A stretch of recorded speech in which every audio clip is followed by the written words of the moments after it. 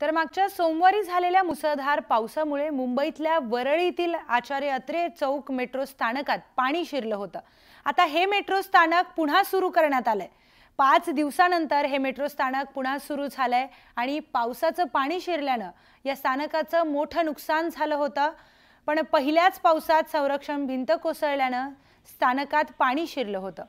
यामुळे मेट्रो सेवा ही वरळीपर्यंतच सुरू होती। तर विरोधकांनीही या प्रश्नावरून सरकारवर टीकेची झोड उठवली होती।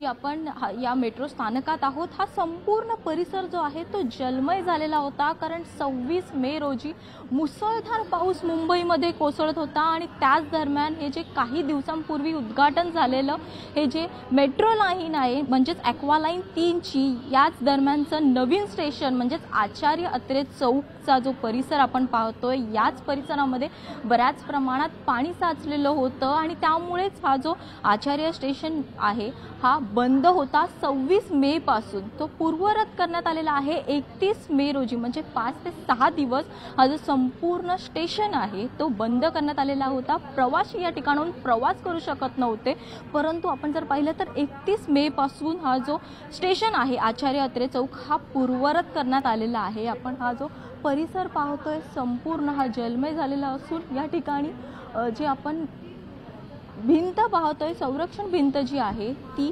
जलमय झालेली होती। त्याच ठिकाणी काम सुरू होतं आणि त्यामधूनच पाणी बाहेर येत होतं, म्हणूनच या परिसरामध्ये बऱ्याच प्रमाणात पाणी साचलेलं होतं आणि म्हणूनच हा जो स्टेशन आहे तो बंद करण्यात आलेला होता।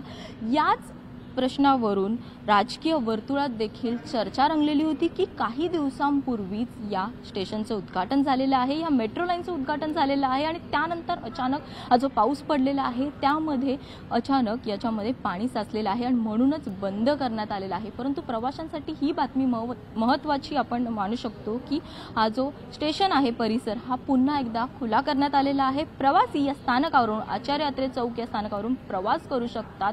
31 मे पासून प्रवासी या स्थानकापासून प्रवास करू शकतात। व्हिडिओ जर्नलिस्ट प्रवीण शेट्टीसह स्नेहा जाधव, न्यूज 18 लोकमत, मुंबई।